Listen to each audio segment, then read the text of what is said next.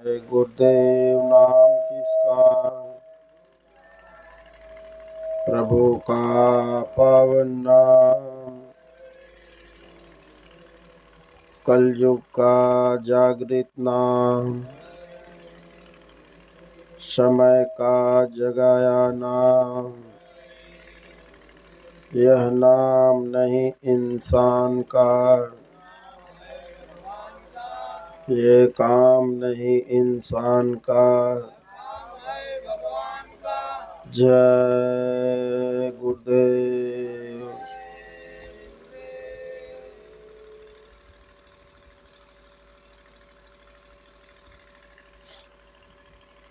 शब्द रूप में सर्वत्र विराजमान जीवात्माओं के सच्चे स्वामी, कुल मालिक अनामी महाप्रभु, परम संत पूरन धनी हुजूर बाबा जय गुरुदेव जी महाराज, उनके इस आध्यात्मिक बगिया की देख रेख कर रहे वक्त के जगे हुए महात्मा परम श्रद्धेय पूज्य महाराज जी के श्री चरणों में कोटानि कोटि नमन प्रणाम करते हुए आज इस गांव के इस पवित्र वसुंधरा पर सत्संग की इच्छा लेकर सुदूर ग्रामीण अंचलों से चलकर पधारे सभी सत्संगी प्रेमी भाई बहन, इस गांव के सभी सम्मानित सत्संग धर्म प्रेमी पिता पितामह, भाई बहनों, नौजवान साथियों, प्यारे बच्चों, जय गुरुदेव जिला संगठन सोनभद्र के माननीय जिलाध्यक्ष महोदय, इस ब्लॉक के माननीय ब्लॉक अध्यक्ष महोदय, इस ब्लॉक के न्याय पंचायत अध्यक्ष महोदय, सभी गणमान्य सदस्यगण, आप सबको मेरा सादर सप्रेम जय गुरुदेव।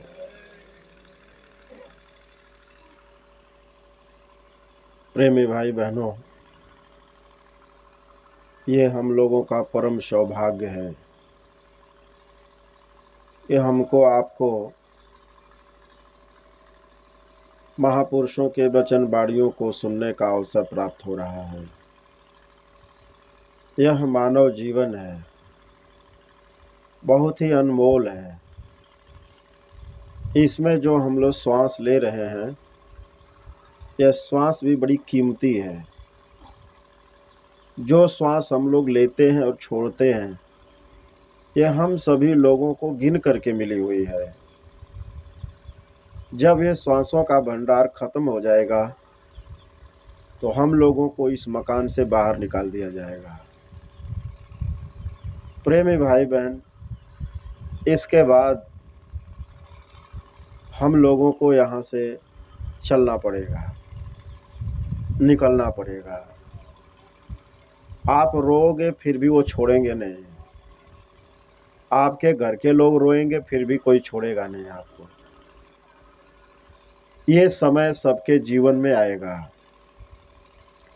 जो इस धरती पर आया है उसको एक न एक दिन इस धरती से जाना ही पड़ेगा, यह इसका नियम है। जब आप आए थे आपका कोई संगी नहीं था, आपका कोई दोस्त भी नहीं था, आपका कोई नहीं था इस दुनिया में। धीरे धीरे माता पिता से आपका रिश्ता जुड़ गया, भाई बहन से आपका रिश्ता जुड़ गया, आपने दोस्त मित्र बना लिया, आपने गांव में अपने रिश्तेदारी कायम कर ली। आप जीवन भर घूमते रहे और इसी तरह से दुनिया को बनाते रहे। प्रेमी भाई बहन, लेकिन ये जो दुनिया हमने आपने बनाई है, आप विचार करके विचार करो कि इनमें से कुछ भी हमारे काम आएगी? कोई पति पत्नी एक दूसरे के काम आएंगे?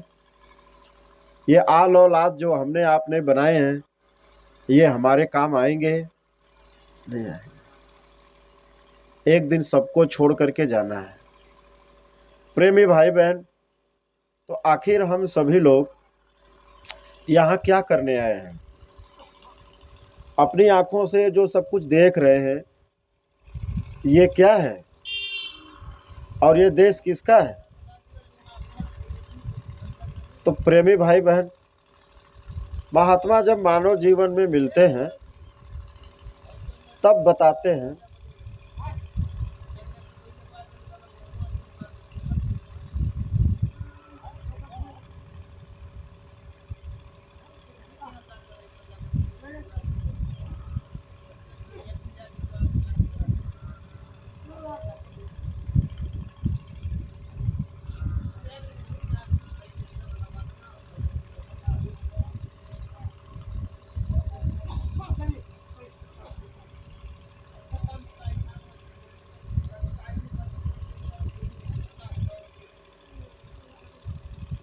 क्या कर रहा है, इसको कहो जाए, बाद में आएगा, बाद में बात कर लिया जाएगा इससे। जाओ।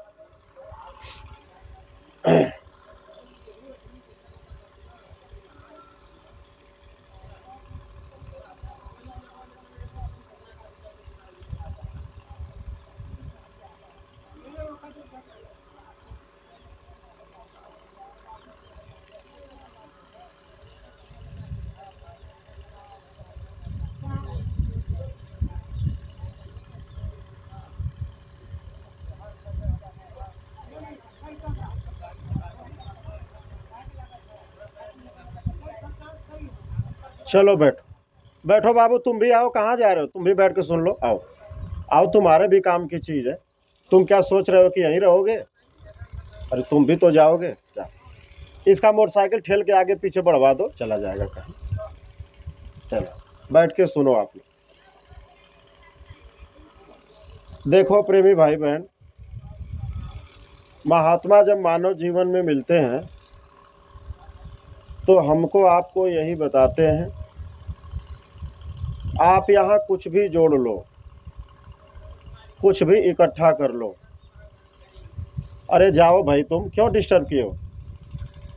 जाओ यहाँ से, हटो। हाँ बुलाओ, जाओ। 100 नंबर तुम ही जानते हो क्या केवल? फालतू बात कर।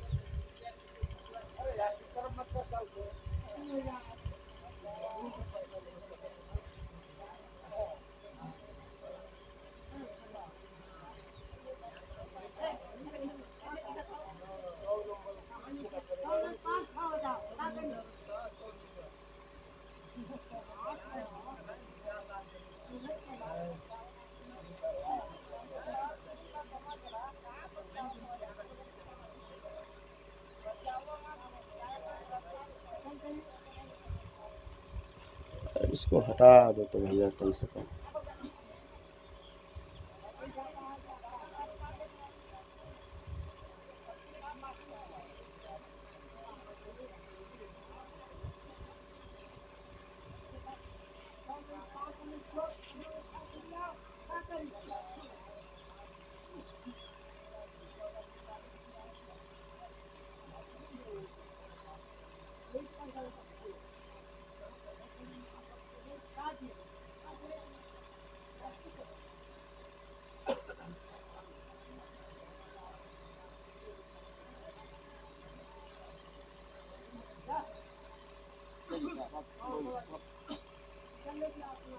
इसकी मोटरसाइकिल स्टार्ट नहीं हो रही है तो क्यों नहीं यार, वो ठेल के कर दे रहे हैं, उधर चला जाए।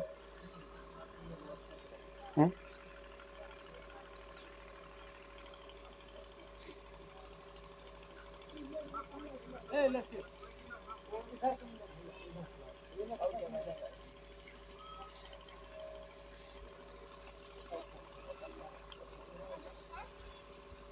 बैठ जाओ, बैठ जाओ, बैठ जाओ, बैठ जाओ, बैठ के सुनो। बैठ जाओ, इधर कोई ना आए, उधर बैठ जाओ, बाद में कर लेना। बैठ जाओ,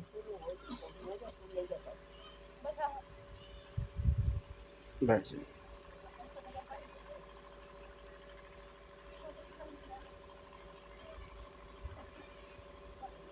बोलो जय गुरुदेव,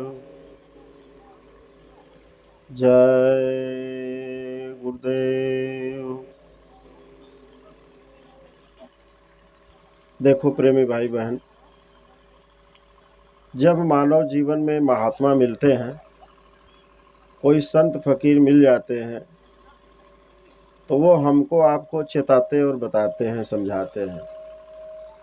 अगर कोई ना मिले तो जीवन तो बीत ही रहा है और एक न एक दिन बीत ही जाएगा।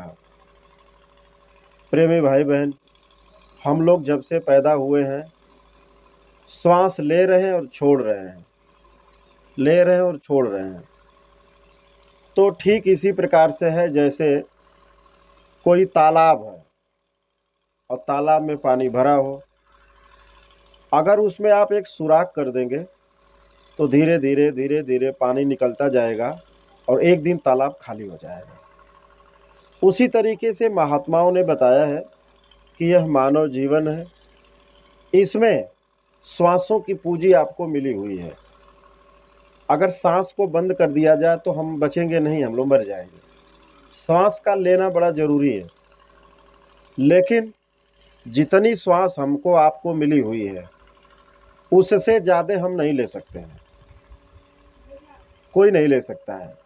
इसीलिए लिखा जाता है, जब कोई आदमी चला जाता है तो लिखा जाता है कि इन्होंने अंतिम श्वास ले ली। यानी जो हमारी अंतिम श्वास होगी उसको लेने के बाद अब कोई सांस नहीं बचेगी, उसी को मरना कहते हैं। हालांकि कोई जीवात्मा मरती नहीं है, जीवात्मा नहीं मरती है। यानी हम लोग जो इस मकान में बैठे हैं, हम लोग नहीं मरते हैं। जीवात्मा को बताया गया है कि यह अजर अमर अविनाशी है। जीवात्मा को हम आग में नहीं जला सकते हैं, जीवात्मा को हम काट भी नहीं सकते हैं, जीवात्मा को हवा उड़ा भी नहीं सकती है, आत्मा को कोई मतलब जल उसको भिगो नहीं सकता है। आत्मा अजर है, अमर है, अविनाशी है। प्रेमी भाई बहन, ये जो शरीर है, ये शरीर कपड़े की तरह है। कपड़ा, जैसे आप लोग कपड़े पहने हैं, एक दिन यह कपड़ा खराब हो जाएगा तो आप क्या करोगे? इसको फेंक दोगे, दूसरा खरीद लोगे आप। उसी तरह से ये शरीर है।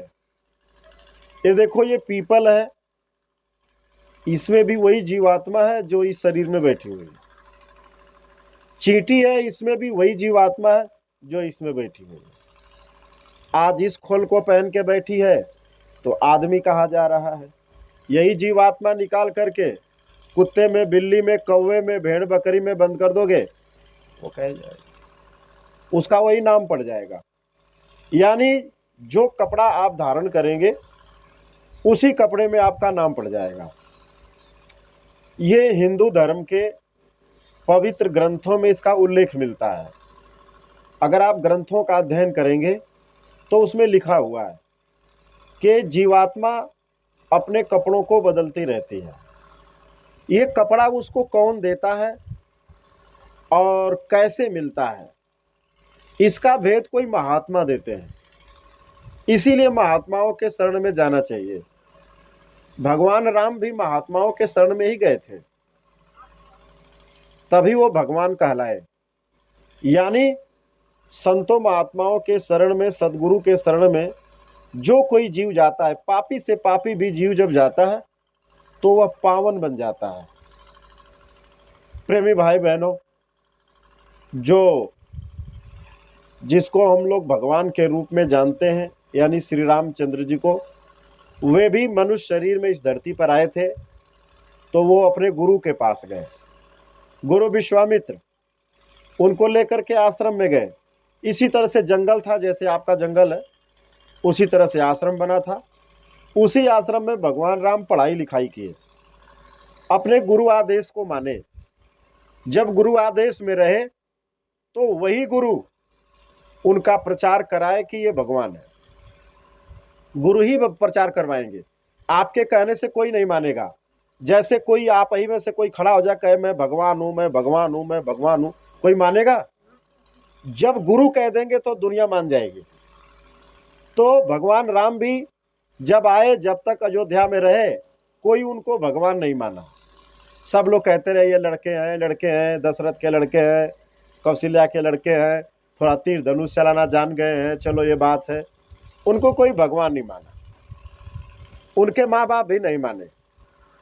अगर उनके माँ बाप भी भगवान मानते तो उनकी माता ही तो थी कैकेयी, वो क्यों उनको जंगल भेज देती, चले जाओ जंगल में भरत राज करेंगे। क्यों? भरत को तो आपने मान लिया भगवान, और राम को आपने माना कि ये भगवान नहीं है। तो जिनको आपने भगवान नहीं माना वही भगवान निकल गए, जिनको आपने अच्छा माना वो तो वहीं रह गए, उनको कोई नहीं जानता है। प्रेमी भाई बहन, तो गुरु ही भगवान की पहचान कराते हैं, गुरु ही पहचान कराते हैं, दूसरा कोई नहीं पहचान करा सकता है। गुरु ही भगवान से मिला सकते हैं। इसीलिए कहा गया है गुरु गोविंद दोऊ खड़े। गोविंद कहते हैं भगवान को, यानी एक जगह पर गुरु भी खड़े हो जाए और गोविंद भी खड़े हो जाए तो कहते हैं गुरु गोविंद दोऊ खड़े, काके लागो पाए, बलिहारी गुरु आपने जिन गोविंद यो बताए। बलिहारी हर हालत में उस गुरु की है जिन्होंने भगवान को देखने का रास्ता बता दिया, जिन्होंने भगवान से मिला दिया। प्रेमी भाई बहन, जैसे आपका बच्चा है, स्कूल गया, पढ़ाई लिखाई किया, किसने पढ़ाया? गुरु ने। गुरु ने पढ़ा लिखा दिया। आप ही का बच्चा था, इसी गांव में रहता था, मान लो पढ़ लिख करके अगर मास्टर बन जाए तो प्रेमी भाई बहनों आप लोग उसका नाम लेके बुलाएंगे कि मास्टर साहब कहेंगे? मास्टर साहब कहेंगे। अब वो लड़का ही नहीं रहा, अब वो मास्टर बन चुका है।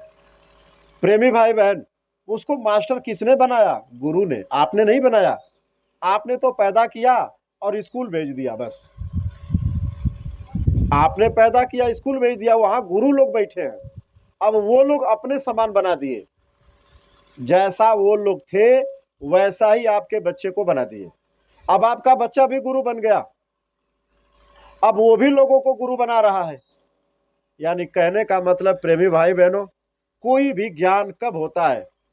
जब गुरु के पास जाया जाता है तब होता है। इसीलिए लिखा गया है बिन गुरु ज्ञान न लभ्यते, बिना गुरु का ज्ञान होता ही नहीं है। एक आपको ट्रैक्टर भी चलाना सीखना होगा तो भी आपको उस्ताद बनाना पड़ेगा। जैसे आपको ट्रैक्टर चलाने नहीं आता है तो जिसको ट्रैक्टर चलाने आता होगा आप उसके पास जाएंगे, उससे कहेंगे भैया हमको ट्रैक्टर चलाना सिखा दोगे? तो वो कहेगा भैया कहने पर नहीं सिखाऊंगा, उस्ताद कहो, आज से हमको उस्ताद कहो और जो मैं कहता हूँ वो करो। तो कहेगा ठीक है उस्ताद, आज से उस्ताद कहूँगा। तो वो कहेगा जाओ मेरे लिए पानी लाओ पहले, तो जाएगा डिब्बे में पानी लाएगा, उस्ताद को पानी पिलाएगा। फिर कहेगा चलो उस्ताद का चप्पल लाओ, उस्ताद चप्पल पहनेंगे तब गाड़ी पर चढ़ेंगे। फिर कहेंगे चलो कपड़ा उठाओ, गाड़ी का पोछा मारो, तो आप पोछा मारोगे, टायर खोलोगे, तब आपको वो धीरे धीरे धीरे धीरे गाड़ी चलाना सिखाएंगे। कहने का मतलब जब एक ट्रैक्टर चलाने के लिए गुरु की ज़रूरत है तो प्रेमी भाई बहनों आप लोग इतने लोग बैठे हो, भगवान को पाने के लिए गुरु की ज़रूरत नहीं है? अगर इसमें से किसी लोगों को भ्रम हो कि नहीं हम अपने मर्जी से भगवान को पालेंगे तो बता दीजिए। कोई भी अपने मर्जी से भगवान को पालेगा कि गुरु की जरूरत पड़ेगी? अगर आप लोग ये कह भी देते ना कि नहीं हम अपने मर्जी से पालेंगे तो हम आपको उदाहरण देते, राम का उदाहरण देते, कृष्ण का उदाहरण देते, बड़े बड़े लोगों का उदाहरण देते कि ये सभी लोग कहाँ गए? गुरु के शरण में। पहले गुरु बनाया लोगों ने। आपका बच्चा भी जब धीरे सा बड़ा होता है तो सबसे पहले गुरु बनाता है, स्कूल में जाएगा गुरु जी कहेगा, तब उसको जाके क ख ग घ का ज्ञान हो पाएगा। जब क ख ग घ का ज्ञान लेने के लिए, गिनती सीखने के लिए, पहाड़ा सीखने के लिए उसको गुरु की जरूरत है। तो प्रेमी भाई बहनों, भगवान को पाने के लिए भी गुरु की जरूरत है, तो गुरु के शरण में जाया जाता है। प्रेमी भाई बहन देखो, सेवरी का नाम आप लोगों ने सुना होगा, सेवरी नाम सुना है ना? अब बता रहे, सेवरी के माँ बाप मांसाहारी थे, जंगल में रहते थे लोग, कोल भील उनकी बिरादरी थी, तो उसमें तो लोग मांस खाते ही खाते हैं। अब जंगल में कौन समझाने जाए, बताने जाए? ये तो इनकी दया हो गई कि धीरे धीरे अब जंगल में भी लोगों को समझाया जा रहा है। ये तो कौन आएगा आपके पास बताइए, इस जंगल में इतने पहाड़ों में कौन आके समझाएगा आपको? कौन अपना समय खर्च करेगा? कौन अपना पैसा खर्च करेगा? अब बताओ प्रेमी भाई बहनों, महाराज जी ने यहाँ भेजा है, तो शाम से हम आए हुए हैं। कोई गांव में आदमी बता दे कि आप लोगों से कुछ मांगा गया है? कुछ मांग रहा है? बल्कि देने के लिए महाराज जी ने भेजा है। क्या? ज्ञान। उल्टा आपको दिया जा रहा है, तो इनकी दया है कि नहीं है? बिना लिए आप लोगों को देने का काम हो रहा है। भाई ज्ञान ले लो और अपने ही घर में रहो। आपको न साधु बनाया जा रहा है, न आपको जो है बाल बच्चे छुड़वाए जा रहे हैं, न आपके जो है खेती छुड़वाई जा रही है। दूसरा आदमी होता तो कहा नहीं खेती करना बंद कर दो, चलो सरंगी ले लो, ढोलक ले लो, चलो गाओ। बाबा जी ये बात नहीं बताते। बाबा जी कहते हैं आप अपने घर में रहो, खेती करो, दुकान करो, दफ्तर करो, नौकरी करो, पढ़ाई करो, लिखाई करो, दुनिया का सब काम करो। बाबा जी क्या बताते हैं बस वो आपको ध्यान से सुनना है। प्रेमी भाई बहन, सेवरी जब बड़ी हुई तो उनके माता पिता को एक चिंता सताने लगी। वो आपको भी होती है, आपकी भी बिटिया बड़ी होगी तो एक चिंता सताएगी ना कि भाई इसकी कहीं शादी कर दिया जाए। तो सेवरी के माँ बाप भी सोचने लगे कि भाई इसकी शादी कर दिया जाए। तो लोग लगे ढूंढने उसी जंगल में।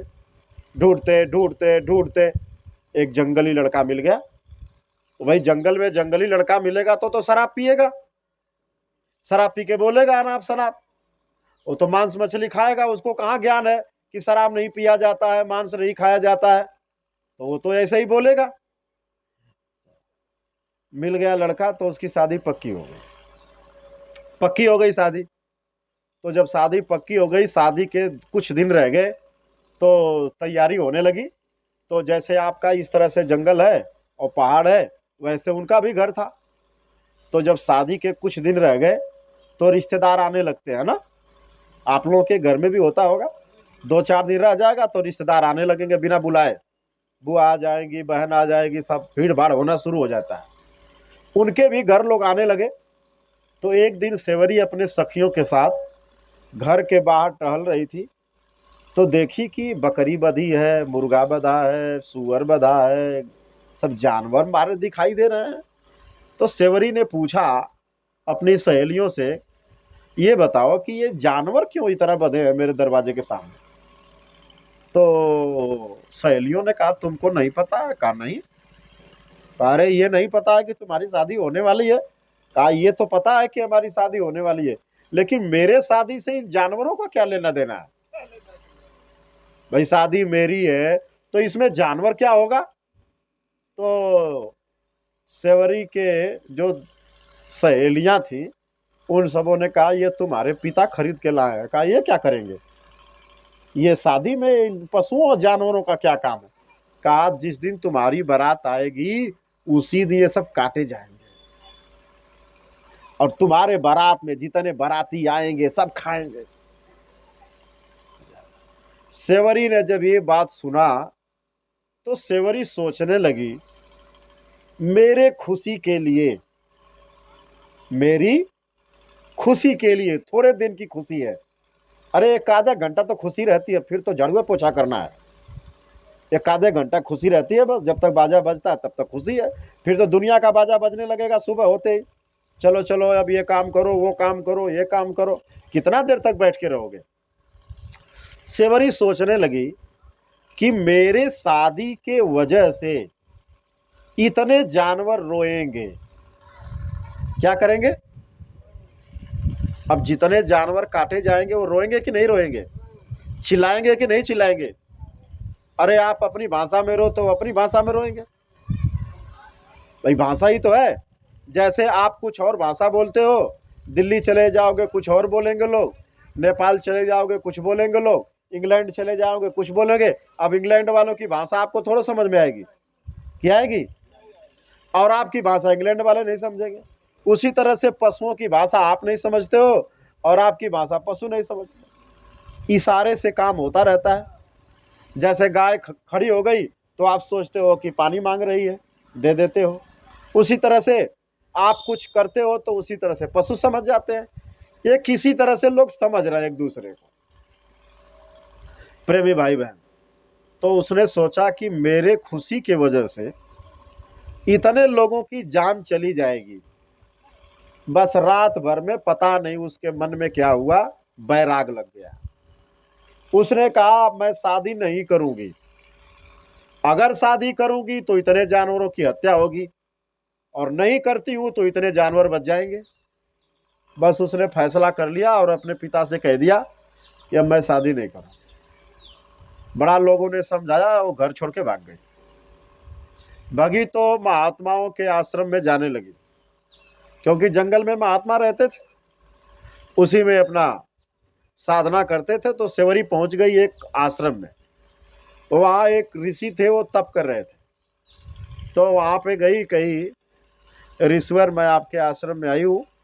तो कहा तुम क्यों चली आई आश्रम में? कहा मैं अपना घर बार छोड़ के आई हूँ और मैं परमात्मा को प्राप्त करना चाहती हूँ, मैं भगवान से मिलना चाहती हूँ, देखना चाहती हूँ, मुझे रास्ता बता दो। तो कहा ठीक है, रहो, जैसे मैं करता हूँ वैसे तुम भी करो। तो कुछ दिन सेवरी ने पूजा पाठ किया, अगरबत्ती जलाया, लेकिन भगवान उसको मिला। तो ऋषि से कहा ऋषिवर इतने वर्ष तो बीत गए और मैं आपके आश्रम में रह रही हूँ, भगवान मिला नहीं। तो उसने कहा आज तक जब हमको नहीं मिला तो मैं तुमको क्या बताऊंगा, अरे तुम भी खोजो मैं भी खोजूं। तो सेवरी ने कहा इस तरह से नहीं, जब आपको नहीं मिला तो हमको क्या मिलेगा, चलो दूसरा दरवाजा देखो। सेवरी छोड़ के दूसरे आश्रम में चली गई। सेवरी घूमते घूमते घूमते घूमते कहीं भी उसको संतुष्टि नहीं मिली, कहीं भी उनको भगवान से मिलाने वाला कोई मिला नहीं। सेवरी अंतिम में मतंग ऋषि के आश्रम में पहुंची। वो तप कर रहे थे। जब उनकी साधना से आँख खुली तो उसने देखा कि कोई बैठा है। उसे पूछा कि तुम क्यों बैठे हो? तो सेवरी ने अपना पूरा दास्ता बता दिया, बताया कि मैं इतने दिनों से भगवान की खोज में लगी हूँ और आज तक भगवान मुझको मिला नहीं। मैं बड़ी आशा से आई हूँ कि आप मुझसे भगवान से मिला देंगे। मतंग ऋषि ने कहा सेवरी तेरे बड़े भाग्य हैं, बहुत बड़े भाग्य हैं तुम्हारे। उस ब्रह्म से, उस भगवान से मिलने के लिए बड़े बड़े ऋषियों ने बड़ा बड़ा तप किया, लेकिन किसी को भगवान मिले नहीं। लेकिन जा सेवरी, तेरे इतने भाग्य हैं कि तुझे भगवान मिलेंगे।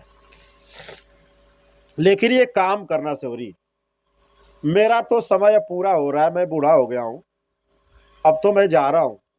लेकिन मैं तुमको कह के जा रहा हूं कि तुम इस आश्रम को छोड़ना मत, यही रहना, और इसी जंगल में भी भगवान तुमसे मिलने के लिए आएगा।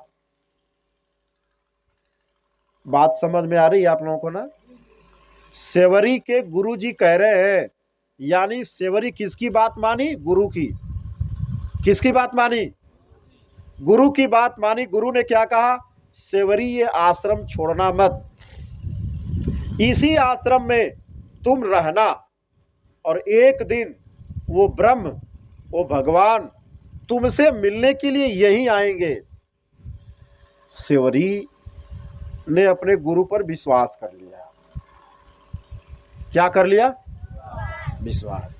जैसे महाराज जी कह रहे हैं, जिन्होंने हमको भेजा है, कहा है कि लोगों से बता देना कि भगवान हैं, देवी देवता हैं, राम कृष्ण हैं, ब्रह्मा विष्णु शंकर भगवान हैं, मिलते हैं, मिलेंगे। लेकिन आप जब मिलाने वाले के पास जाओगे तब, जो रोज मिलते हो वही आपसे मिलवा सकते हैं। जो कभी भगवान को नहीं देखे हैं वो आपको कभी भगवान को नहीं दिखा सकते। बात ये है असली। प्रेमी भाई बहनों, सेवरी को अपने गुरु पर विश्वास हो गया, सबसे पहले विश्वास। इसीलिए महात्माओं ने लिखा है कि भगवान ना तीर्थ में मिलेगा ना मूर्त में मिलेगा, ना तीरथ में ना मूरत में, मैं तो हूं विश्वास में। मैं विश्वास में मिलता हूं, तुम्हारा विश्वास हो जाए इसी पेड़ में मैं मिल जाऊंगा। विश्वास होना चाहिए। तो उन्होंने कहा विश्वास में मैं मिलूंगा, विश्वास करना सेवरी तुम, जाना मत इस आश्रम को छोड़ करके। तो सेवरी उसी आश्रम में रहने लगी। सेवरी धीरे धीरे धीरे धीरे उसकी जवानी ढल गई। गांव वाले बड़ा ताना मारते थे। गांव वाले क्या ताना मारते थे? अगल बगल जो गांव था आश्रम के, वो लोग आते थे सेवरी से कहते थे तेरा गुरु तो चला गया, वो तुमको कह गया कि भगवान मिलेंगे, और बताओ तुम धीरे धीरे तुम्हारी जवानी खत्म हो गई, अब बुढ़ापा आने वाली है, अब तुमको भगवान नहीं मिले तो अब क्या मिलेंगे। सेवरी को इतना विश्वास था, लेकिन गांव वाले ताना मारते थे, लेकिन सेवरी चुपचाप सह लेती थी, लेकिन जवाब नहीं देती थी, सहती थी बेचारी। उसको अपने गुरु पर विश्वास था। बात ये थी असली, गुरु पर उसको विश्वास था। गुरु ने कहा था कि वो मिलेंगे। प्रेमी भाई बहन, सेवरी धीरे धीरे धीरे धीरे बूढ़ी हो गई। धीरे धीरे उसकी शरीर झुकने लगी। अब उसको डंडे की जरूरत पड़ने लगी। तब भी गांव वालों ने, अगल बगल लोगों ने बड़ा ताना मारा, अरे सेवरी तुमने भगवान को पाने के लिए शादी नहीं की, आश्रम में झाड़ू लगाती हो, आश्रम को साफ करती हो, रोज रोज तुम फूल बिछाती हो, रोज तुम मीठे मीठे बेर तोड़ लाती हो कि आज भगवान आएंगे, आज भगवान आएंगे, लेकिन भगवान आए? ए सेवरी, अरे इस जंगल में भगवान आएंगे? बड़ा लोग ताना मारते थे सेवरी को, कहते थे तू पागल नहीं तो और है क्या, इस जंगल में कोई भगवान आएंगे? जैसे इसी जंगल में भगवान आने वाले हैं 2026 में, आएंगे इसी जंगल में आने वाले हैं, आप तैयारी तो बनाओ। इसी का तो संदेशा देने के लिए हमको उन्होंने भेजा है, जाओ बता दो गांव वालों से मैं आ रहा हूं, वहीं यहीं आएंगे। हाँ, थोड़ा इंतजार करो तो आएंगे वो। लेकिन यह है कि आप पहचानोगे कैसे उनको? समस्या तो यही है, क्योंकि भगवान इन आंखों से नहीं देखा जा सकता। भगवान राम को इन आंखों से लोगों ने देखा, पहचान पाए? इन आंखों से भगवान नहीं देखा जाएगा, भगवान दिव्य दृष्टि से देखा जाएगा। तो पहले आपको गुरु मिलेंगे, फिर जब गुरु मिल जाएंगे और आपको रास्ता बता देंगे तो भगवान भी मिल जाएंगे। तो वो आ रहे, उन्होंने ही भेजा है कि जाओ बता दो, तो मैं पीछे से आऊंगा तो लोगों को भगवान से पाने का रास्ता बता दूंगा, भगवान आपको मिल जाएगा। इस तरह से जिस विधि से आप भगवान को खोज रहे हो उससे नहीं मिलेगा, वो बताएंगे उस रास्ते से मिलेगा। तो सेवरी धीरे धीरे और बूढ़ी हो गई। अब ये हालत हो गई कि सेवरी डंडा लेके चलती थी और आंखों से दिखाई बहुत हल्का हल्का दिखाई देता था। लेकिन सेवरी का जो विश्वास था वो कम नहीं हुआ। सेवरी का विश्वास वही था कि अगर मेरे गुरु ने कहा है तो भगवान आएंगे जरूर। एक दिन ऐसा ही हुआ, भगवान आ गए सेवरी के घर जंगल में। कहाँ आ गए? सेवरी को तो विश्वास था, लेकिन उनके गांव वालों पर विश्वास। तो जब भगवान आए तो सेवरी से मिले कि गांव वालों से मिले? हाँ, इसलिए अगर विश्वास रहेगा तो इसी जंगल में भगवान आपको मिलेंगे, लेकिन बाकी लोगों को मिलेंगे। भगवान राम आए, सेवरी के ही कुटिया में गए, बाकी और लोगों की भी कुटिया थी, वहां नहीं गए, वहां नहीं गए, सेवरी के कुटिया में गए। सेवरी ने भगवान को देखा और भगवान ने दर्शन दिया। तो सेवरी ने भगवान से कहा, प्रभु बहुत देर कर दी आपने, बहुत देर कर दी आपने, आपको देखते देखते आंखें तरस गई, लेकिन आज मेरे गुरु का वचन पूरा हो गया। मेरे गुरु कह गए थे सेवरी विश्वास रखना, गुरु आएंगे, भगवान आएंगे। अरे प्रेमी भाई बहनों, बड़े बड़े लोग आज इसी कलयुग में झंडा लगा करके राम का भगत कह रहे हैं, लेकिन आज तक उनको भगवान दर्शन सेवरी को दिए। जानते हो क्यों दिए? क्योंकि सेवरी ने गुरु किया था। क्या किया था? बिना गुरु किए हुए भगवान किसी को मिला ही नहीं। चाहे जितना आप जोर लगा लो इस गांव में रह करके, खूब झंडा लगा लो, खूब डीजे बजा लो, खूब नाच लो, खूब गा लो, खूब लीप लो, खूब पोत लो, अगर गुरु नहीं किए हो और गुरु आदेश पे नहीं चल रहे हो तो कहते गुरु बिन माला फेरते और गुरु बिन देवे दान, दोनों ही बेकार है। बिना गुरु का चाहे कितनो माला फेरो, जय राम जय राम जय राम जय राम जय राम, खूब मुड़ी हिला हिला के करो, बिना गुरु का कुछ नहीं होगा। करके देख लो। बिना गुरु का चाहे कितनो पीताम्बरी पहन लो, बिना गुरु का कितनो तिलक मार लो, बिना गुरु का चाहे कितनो गंगा नहा लो, एक भी भगवान मिलने वाले। और अगर तुमने गुरु कर लिया, कोई संत सदगुरु मिल गया, लेकिन कौन गुरु? ढोलक बजाने वाला नहीं, गुरु को पा लेने वाला गुरु, जिसको संत सदगुरु कहते हैं, जिसको संत कहते हैं। ऐसे संत सदगुरु जब मिलेंगे जो भगवान से मिल चुके हैं, आपको रास्ता बता दें, कर लोगे, मिल जाएंगे, बहुत सहजता में मिलेंगे, बहुत सहजता में, आराम से मिल जाएंगे। आपको उसके लिए कहीं जाने की जरूरत नहीं है। भगवान जब आपसे चाहेंगे तब मिल लेंगे, लेकिन अगर भगवान नहीं चाहेंगे तो उनसे कोई नहीं मिल सकता है। वो जर्रे जर्रे में है, वो इसमें भी है, इसमें भी है, सब में है। इसीलिए हमारे हिंदू धर्म पुस्तकों में लिखा गया है, क्या लिखा गया है? कि हर घट मेरा साईया। साईं कहते हैं भगवान को, कहते हो सबके घट में है, सबके अंदर बैठा हुआ है, लेकिन किसी को विश्वास नहीं है। नहीं विश्वास है ना? विश्वास नहीं। देखो, हम आपको वही तो बताने के लिए महाराज जी ने भेजा है, तो आप लोग ध्यान से सुनोगे तो सब समझ में आ जाएगा, ध्यान से नहीं सुनोगे तो कुछ समझ में नहीं आएगा। कहते हैं हर घट मेरा साईया असुनी सेजन कोई।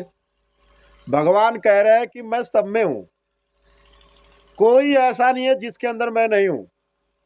लेकिन अंतिम वाली लाइन क्या कह रही है? बलहारी व घाट की जिस घट पर घट होए। वे लोग भाग्यशाली होते हैं जो उनको प्रकट कर लेते हैं।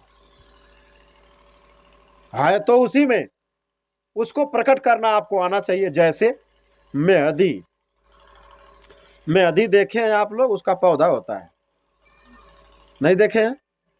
मेहंदी का पौधा होता है, उसकी पत्तियां हरी होती हैं। कैसी होती हैं? उस पत्तियों को तोड़ लाओ, सिल पे पीसो, पीस करके हाथ पे रख लो, धूप में थोड़ा सुखा दो और फिर धो दो, लाल हो जाएगा हाथ।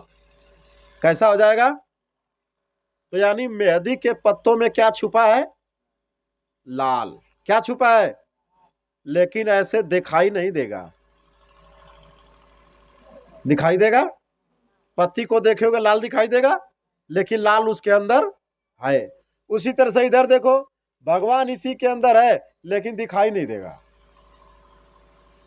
कब दिखाई देगा? जब संतों महात्माओं के शरण में जाओगे, आपको साधना बता देंगे, साधना करके प्रकट कर लोगे तो दिखाई देगा।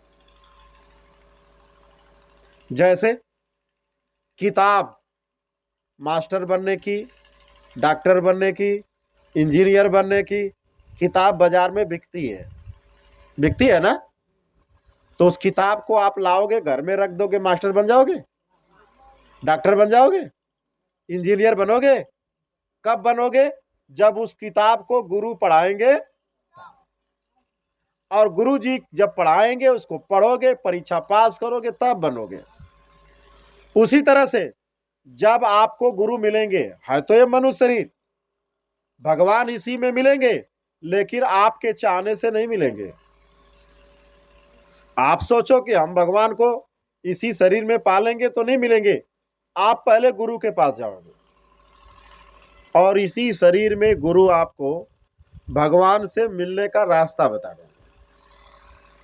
रास्ता बता देंगे, आपको मिल जाएगा। और रास्ता नहीं बता पाएंगे तो आपको नहीं मिल पाएगा। तो प्रेमी भाई बहन, उसी तरह से ठीक जैसे आपको इसी में मिल जाएगा, तो और उदाहरण आप ले लो थोड़ा, ताकि आपको थोड़ा मजबूती हो जाए। आज बड़ा मुश्किल से तो इधर मौका मिला आने का, और भैया जो है बड़ा मेहनत से इधर मांग के सत्संग करवा रहे हैं, नहीं तो कौन आएगा इधर। तो बेचारे लाए, उधर से बुलाए कि भाई हमारे गांव में भी थोड़ा हो जाता, तो हमारे गांव वाले भी बेचारे समझ जाते, कुछ सुन लेते, इनको कोई सुनाने वाला मिलता नहीं। तो ये बड़ा तो पहाड़ में कौन आएगा बताओ, कैसे कैसे मेरी गाड़ी पहाड़ में चढ़ चढ़ चढ़ चढ़ चढ़ चढ़ के आई है। तो प्रेमी भाई बहनों, लिखा गया है हम लोगों के धर्म ग्रंथों में, क्या लिखा गया है, इधर देखो मेरी तरफ, ईश्वर अंश जीव अविनाशी, चेतन अमल सहज सुख राशि। वो जो भगवान बैठे हैं, कहते उसी ईश्वर की ये जीवात्मा उसकी अंश है। क्या है? जब भगवान का अंश ये जीवात्मा है और इसी शरीर में बैठी है, यानी हम लोग उनके अंश हैं, तो ये अंश जाके जब उसमें मिलेगा तो भगवान का स्वरूप हो जाएगा कि नहीं हो जाएगा। जैसे मान लो ये तालाब है नीचे, उस तालाब से हम 1 लोटा पानी लाए, लाए ना, लोटा में लाए, किस में लाए। अब उस लोटे की पानी को कोई तालाब कहेगा? कहोगे क्या? कहोगे लोटे का पानी, क्या कहोगे? अब लोटा वाले पानी ले जाके तालाब में डाल दोगे तो कहोगे लोटा का पानी, क्या कहोगे? बस यही बात तो भ्रम है हम लोगों को। ये जीवात्मा जो इसके अंदर बैठी है वो उसी भगवान की अंश है, लेकिन आज बिचारी की दुर्दशा देख लो, आकर के इसी जंगल में बिचारी, इतनी तकलीफ है, बहुत दुख है, बहुत तकलीफ है यहाँ। इसलिए भगवान कहते हैं कि तुम लोग मेरे अंश हो, तो तुम लोग क्यों नहीं भजन करके मेरे पास आ जाते हो। वहां बुला रहे हो, कह रहे हो तुम लोग मेरे ही अंश हो, लेकिन आज तुम लोग यहाँ भटक गए हो। कोई लोटे का पानी बन गया, कोई गिलास का पानी बन गया, कटोरी का पानी बन गया, पानी तो ये सब लोग, हम लोग वही घर है, हम लोगों का, हम लोग का ये घर नहीं है, हम लोग का घर वही है, और वहीं से हम लोग यहाँ आए हैं और फिर वही जाना है। लेकिन जो घर जानता हो उसकी पहले खोज तो करो कि भाई मेरा घर कहाँ है, जरा बता दो, और मैं नहीं जानता हूं तो मेरे घर पहुंचा दो।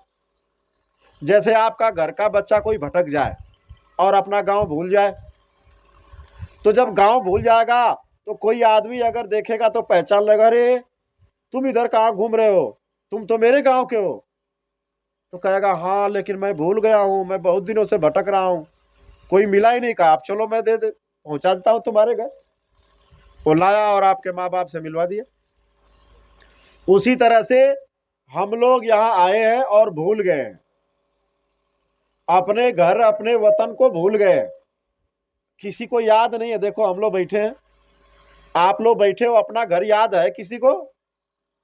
याद है? कहाँ के हम लोग रहने वाले हैं? हे माताओं बहनों, आप तो समझो, कम से कम आप थोड़ा जल्दी समझ जाओ इनसे, आप तो इसके जबरदस्त भुक्तभोगी हो। आपको तो यही उदाहरण है, आप लोग यहाँ बैठे हो, आप लोगों की जब शादी नहीं हुई थी तो आपका घर कहाँ था? भूल गए ना? अरे जब आपकी शादी नहीं हुई थी तो आपका घर कहाँ था? बताओ। अभी किसी की 10 साल शादी हुआ होगा, किसी का 20 साल, अभी भूल गए हो, कोई नहीं बता पा रहा है कहाँ घर था। जब वो याद नहीं है तो बताओ तुम अब कहाँ जाओगे अब? अरे प्रेमी भाई बहनों, जब आपकी शादी नहीं हुई थी तो आपका घर, आपके पिता वाला घर तो था। तो आप उसी को अपना घर कहते थे कि किसी और को? जब शादी नहीं हुई थी तो वैसी गांव को तो अपना गांव कह रहे थे, उसी पिता को तो अपना पिता कह रहे थे, उसी भाई को तो अपना भाई कह रहे थे, उसी खेत को अपना खेत कह रहे थे। लेकिन आज कहोगे, आज कहोगे तो वही भाई भगा देगा, कहेगा कहो मत, यहाँ हिस्सा नहीं लेना है तुमको। अय प्रेमी भाई बहनों, उसी तरह से हम लोग तो अपने देश में थे, अपने घर में, वहां से बिछुड़ कर यहाँ चले आए और यहाँ घूम रहे हैं, दूसरे के देश में पड़े हुए। ये दूसरे का देश है, ये जो देश देख रहे हो ये दूसरे का देश है, ये अपना देश नहीं है। अच्छा, अगर अपना देश होता तो हम लोग आते क्यों और जाते क्यों? समस्या तो ये है कि नहीं है? विचार करो आप लोग, अगर ये अपना देश होता, अपना घर होता, तो हम आते क्यों और जाते क्यों? बात इतनी तो समझ में आ ही रही होगी। देखो, एक दिन में नहीं आएगी। प्रार्थना करना मेरे जाने के बाद महाराज जी से अंदर ही अंदर जय गुरुदेव बोलना, हे महाराज जी एक बार और भेज दो तो फिर थोड़ा सुनाया जाएगा, फिर एक आध बार और भेज दो तो फिर थोड़ा सुनाया जाएगा। धीरे धीरे सुनते सुनते आपको बात याद आएगी। अभी तो इसी में भटक रहे हो और इसी को अपना समझ रहे हो। प्रेमी भाई बहन, तो जब आप अपने घर में थे, अपने माँ बाप के पास, तो उसी को अपना खेत कह रहे थे। लेकिन एक दिन ऐसा हुआ, हमको लगता है कि जो आप अपने मांग में सिंदूर पहने हो वो 1 रुपये का भी नहीं होगा। 58-54 का उस समय मिला होगा, इस समय थोड़ी महंगाई बढ़ गई है तो 1 रुपया का होगा। यहीं से एक लड़का गया, 1 रुपये का सिंदूर नहीं लगा, तुम्हारे मांग में पहना करके तुमको लाके इस गांव में पटक दिया। और पटक करके क्या कहा, आज के बाद बिना मुझसे पूछे तुम अपने पिता वाले घर मत जाना, अब तुम्हारा यही घर है। चलो दूसरे दिन क्या कहेगा, डंडा लेके चलो भैंस को नहलाओ, भूसा डालो, चारा डालो, खेत में चलो काम करो। आपके माँ बाप ने आपको खिलाया पिलाया बड़ा किया और आपसे काम ले रहा है कोई और। नहीं, विचार नहीं करते हो क्या कभी? आपको बड़ा किसने किया और आपसे काम कौन ले रहा है? ये 1 रुपया वाला, 1 रुपया का सिंदूर पहनाया, नौकरी यही ले रहा है। चलो चलो गोबर फेंको, पानी दो, चलो ये काम करो वो काम करो। अगर आप नहीं करते हो तो मारता भी है, मारते भी है सब कहीं कहीं।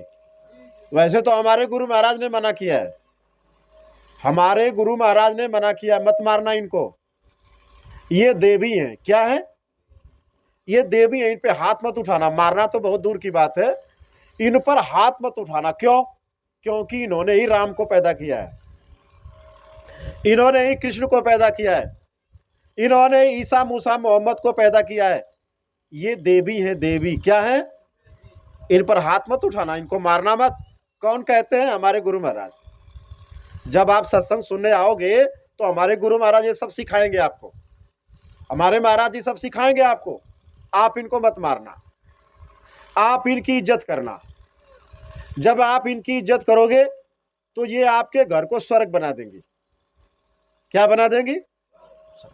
अगर इनको आप मारोगे पीटोगे तो आपके घर को नरक बना देंगे, नरक बन जाएगा घर। इसलिए देवियों पर कभी हाथ मत उठाना।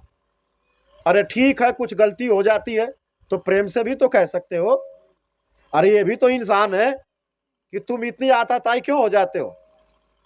अरे प्रेमी भाई बहन, इसलिए जब महात्माओं के पास जाओगे तब ये ज्ञान आएगा। अब गांव में बैठे बैठे तो ज्ञान आने वाला है नहीं। इसलिए प्रेमी भाई बहन, हमारे गुरु महाराज ने कहा कि आप ये समझ जाओ कि जब वहां से आप यहां चले आए तो पिता का घर भूल गया, पिता का घर। अब मान लो पिता आपको आए ले जाने के लिए कि चलो मेरे घर और 1 आध महीने रह लो और थोड़ा हमारा धान कटवा दो, तो आप जाओगे? मान लो पिता आए और कहे 1 महीना के लिए चलो जरा हमारा लौनी करा दो, तो आप जाओगे? कहोगे नहीं नहीं नहीं, तुम्हारा बिगड़े चाहे बने, उससे हमारा कोई लेना देना, अब हम यहाँ देखूंगी। और कुछ दिन पहले नारा लगा रहे थे, ये खेत हमारा है, ये खलिहान हमारा है, ये धान हमारा है, पिता हमारा है, भाई हमारा है। अब पता नहीं क्या हो गया आपको, अब जाते ही नहीं हो, अब कहते हो यही हमारा है। अरे जब वो आपका नहीं हुआ तो ये वाला आपका होगा? ये भी आपका नहीं है। कुछ दिन बाद यहां से भी डोली निकलेगी, वहां से डोली चली तो यहां आ गई, और यहां से डोली चलेगी तो अब कहां जाओगे, कुछ पता? तो विचार क्यों नहीं करते हो? अरे ये शरीर तो चली जाएगी शमशान भूमि, लेकिन तुम कहां जाओगे, कुछ तो पता लगा लेते, कुछ तो सोचते आप लोग कि एक बार डोली निकली तो यहां आ गए, नौकर बन गए। क्या बन गए? चलो खेत में काम करो, चलो यहाँ काम करो, चलो वहां काम करो। दिन भर आप लोग काम करते रहते हो इशारों पर। किसके इशारे पर? पति के इशारे पर। चलो गोबर फेंको, चलो वहां काम करो, चलो मेरे कपड़े साफ करो। अब ये आपके कपड़े थोड़ा साफ कर सकते हैं, आप ही करो, अपना भी करो, उसका भी करो। तो कभी आप लोग विचार तो करना ही चाहिए कि जब वहां से चले तो यहां फंसे, और यहां से चलेंगे तो कहां फंसेंगे। इसीलिए हमारे गुरु महाराज ने कहा, जरा बताओ कि यहां से जाओगे तो अपने घर जाने के लिए शरीर मिली है, अगर किसी महात्मा से मिल जाओगे तो आपका घर मिल जाएगा, और नहीं तो नरक के लिए तैयार रहो। इसके बाद अगर गुरु नहीं मिले, अपना घर जीते जी नहीं मिला, तो अब नरक ही मिलने वाला, नरक, नरक को मिल जाओ। क्योंकि यहां कहा गया कि कर्म जो जो करेगा तू, वही फिर भोगना भरना। जो आप कर्म करोगे वही मिलेगा। ऐसा आप लोगों को विश्वास है कि नहीं है? हे गांव वालों, मैं हाथ जोड़ रहा हूं, ये तो बता दो कम से कम, ये आपको इतना विश्वास है कि नहीं कि जो हम कर्म करेंगे वही मिलेगा? इतना है विश्वास ना? एक आध उदाहरण हम दे रहे हैं, तब समझ लो। जैसे इस खेत में चना बोया गया है, तो चना होगा कि गेहूं? चना होगा ना? तो इतना विश्वास रखो कि जो आप कर रहे हो वही मिलेगा, जो कर रहे हो वही मिलेगा, दूसरा नहीं मिल सकता। इसमें चना बोया गया है तो चना मिलेगा, उसमें सरसों बोई गई है तो सरसों मिलेगा। जो बोओगे वही काटोगे। तो जो अपने मनुष्य शरीर में रह करके कर्म करोगे वही आपको आगे फल मिलेगा, वही मिलेगा गांव वालों, दूसरा नहीं मिल सकता है। वही आपको मिलेगा जो आप कर रहे हो। तो अगर आज आप खेत को जोत रहे हो, चना बो रहे हो, तो आज से 2-3 महीने बाद चना काटोगे। आज जो आप कर रहे हो इस गांव में रह करके, जब ये शरीर छूट जाएगी तो इसकी सजा मिलेगी। अभी नहीं मिलेगी, जब कर लोगे तब। जैसे चना बोलोगे तभी तो चना काटोगे। तो पहले जीवन को जी लो, इसके बाद आपका हिसाब होगा। हिसाब तब होगा। अभी चना बोयो, अभी क्या पता कितना चना होगा, अभी कैसे अंदाजा लगा लोगे? चना हो जाएगा, पक जाएगा, काटोगे, मड़ाई करोगे, वजन करोगे, तब पता चलेगा। उसी तरह से जब ये जीवन बीत जाएगा, जब इसमें से आप निकाले जाओगे, फिर धर्मराज के कचहरी में आपका हिसाब होगा। उस दिन पता चलेगा कि इसका क्या फल अब आपको दिया जाए। तो आपका कर्म देखा जाएगा, जाति नहीं देखी जाएगी, बिरादरी नहीं देखी जाएगी, डीएम पीएम सीएम नहीं देखा जाएगा। ये नहीं देखा जाएगा कि आप तो जिलाधिकारी के पद पे रह के आए हो, नहीं। आप किसान रहो, मजदूर रहो, खेतिहर रहो, वहां ये दौलत आपकी जाने वाली भी नहीं है। ये दुनिया में जो आप दौलत कमा रहे हो, ये आपके साथ वहां जाने वाली नहीं है। आप डीएम हो जाओ, चाहे प्रधानमंत्री हो जाओ, चाहे चीफ मिनिस्टर हो जाओ, ये पद भी वहां जाने वाला ना। पद जाएगा, ना रुतबा जाएगा, ना आपके जो है संगी साथी जाएंगे, ना ये शरीर जाएगा। कुछ नहीं, शरीर भी नहीं जाएगा कि जाएगा? अरे इस गांव से शरीर लेकर लोग गए हैं, आप शरीर का क्या किए हो? शरीर को क्या करते हो आप लोग? जब कोई शरीर छोड़ करके चला जाता है तो 1 आध घंटे रोते हो कि नहीं रोते हो? और फिर इसके बाद जला देते हो। तो शरीर साथ में गया? नहीं गया, यही तो बाबा जी समझा रहे हैं कि नहीं जाएगा, तो क्यों नहीं मान रहे हो? अरे ये शरीर आपके साथ नहीं जाने वाली है, आपको ले जाया जाएगा और धर्मराज की कचहरी में आपका हिसाब कर दिया जाएगा। तो आपका देखा जाएगा कि आप यहां रह के क्या किए हो। तो भाई आप जब से जन्म लिए और मरने तक आपने मुर्गा खाया, मछली खाया, शराब पिया, बहन बेटियों को मारा और ये गंदा काम किया, फरसा चुरा लिया, फावड़ा चुरा लिया, बकरी चुरा लिया और ये काम गंदा कर दिया, और ये तो सब वहां दिखाई देगा, वो सब काम वहां दिखाई दिया। आपने शराब पी लिया और ये किया और इनको मारा और इनको काटा, चोरी की, बेईमानी की, हत्या किया और माँ बहनों को मारा, सब वहां दिखाई देगा, सब दिखाई देगा, वहां वहां सब दिखाई देगा। तो आप क्या सोच रहे हो कि ये आंख नहीं है तो कौन से आंख से देखेंगे भाई? ये आंखें नहीं देखती हैं, ये कान भी नहीं सुनता है, ये जबान भी नहीं बोलती है, नाक भी नहीं सूंघता है, आपको पता नहीं है?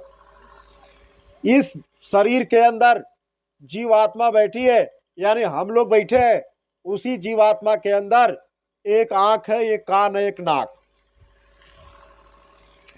उसी जीवात्मा की आंख से ये शरीर का आंख देखता है, उसी जीवात्मा के कान से शरीर का कान सुनता है, उसी जीवात्मा के नाक से ये शरीर की नाक सूंघती है। नहीं तो अगर अगर ये आंख देखती, ये कान सूंघता, तो मरने के बाद भी लोग देखते और सुनते, है ना? मरने के बाद क्यों नहीं लोग सुनते हैं? मरने के बाद क्यों नहीं दिखाई देता है? वही इसलिए नहीं कि ये तो केवल खिड़की है, इसके अंदर बैठ के देखने वाला कोई और था। आप देख रहे थे, चले गए, तो जब आप चले जाओगे तो देखेगा कौन? शरीर थोड़ा देखेगा, शरीर तो एक मकान है। तो प्रेमी भाई बहनों, एक मकान है, अब उसी मकान के अंदर ये खिड़की है, देखो इधर, ये खिड़की है, हम लोग इसी खिड़की से देख रहे हैं, और जब हम लोग निकल जाएंगे तो ये खिड़की अब देखेगी। अब इसको काट दो, मार दो, जला दो, कोई फर्क नहीं पड़ेगा। जब तक हम आप इसमें रहेंगे, इस मकान की कीमत रहेगी। जैसे हम लोग निकल जाएंगे, ये मिट्टी हो जाएगा। क्या हो जाएगा? मरने के बाद नाम लेके बुलाते हो कि मिट्टी कहते हो? सोनभद्र में क्या कहते हो? अरे जब इसमें निकल जाता है जो रहने वाला, तो इसको क्या कहोगे? मिट्टी कहोगे कि नाम लेके बुलाओगे? मिट्टी कहोगे। अब ये मिट्टी हो गया, क्या हो गया? तो इसी मिट्टी के शरीर पे कितना घमंड है, देखो। गांव में 2-3 लोग गए थे और सबको बुला के आए हैं, लेकिन देखो कितने कम लोग आए। पूरा गांव आना चाहिए कि नहीं आना चाहिए? लोगों को आकर के सुनना चाहिए कि नहीं सुनना चाहिए? अब लोगों को पता नहीं है इस बात। अब गांव वालों यही सोचते होंगे कि हो सकता है 1-2 बोरा अनाज लेके चलूंगा उधर ऊपर, अनाज लेकर के, चावल वोवल दाल लो ले लेंगे, वहीं बनाएंगे खाएंगे। अरे आपके गांव में से कोई गया तो चावल दाल आटा पिसान लेके गया ऊपर, तो आप क्यों सोच रहे हो कि मेरे साथ जाएगा? जो चीज जाने वाली है वो तो ये बता रहे हैं, वो तो आप सुनना नहीं चाहते हो। बताओ आपको कौन समझाएगा, कौन बताएगा? मरना तो ही है, वो तो जाना ही जाना है, वो तो कोई रहने तो आया नहीं है। अमर का कोई पट्टा कोई लिखा के तो आया नहीं है, तो जाना ही जाना है। अब ये महात्मा आपको समझा रहे, त्रिकालदर्शी महात्मा है, भूत भविष्य बताने वाले महात्मा है, और उनको उनका संदेश भेजा गया है, तो आप ऐठ ऐठ के चल रहे हो, गांव में आ ही नहीं रहे हो, सुन ही नहीं रहे हो, और सुनोगे नहीं, उपाय नहीं करोगे, तो कैसे अपने देश चलोगे?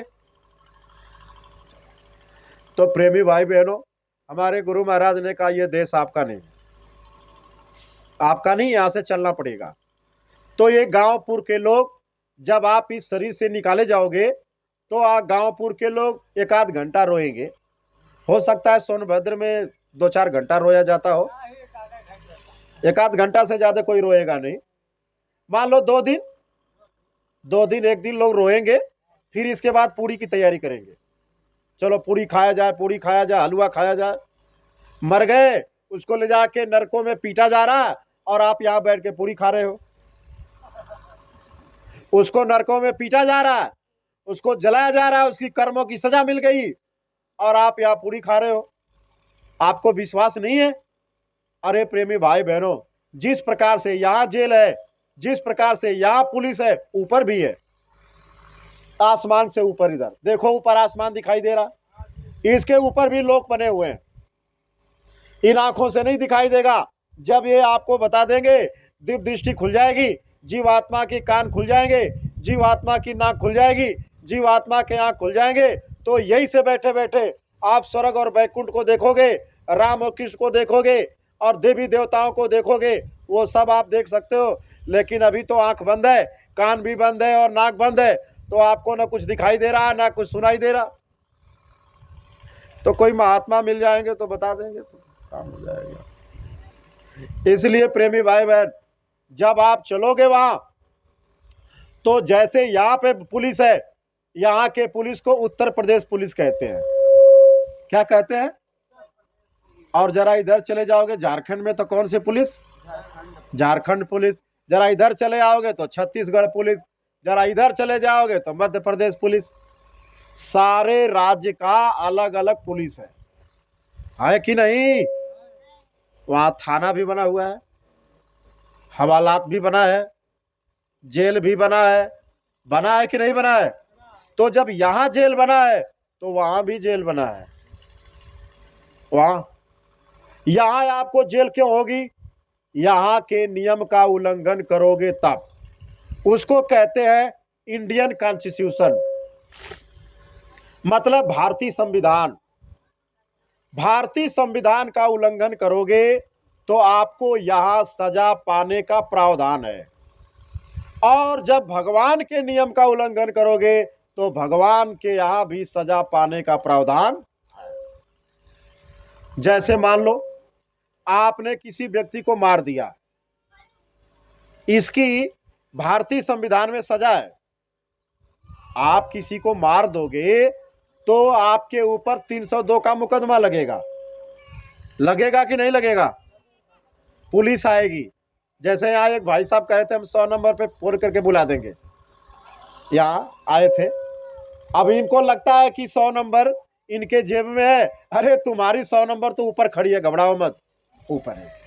कुछ दिन में ऊपर पीटे जाओगे तो समझ में आएगा कि कौन सा 100 नंबर हम डायल कर रहे थे।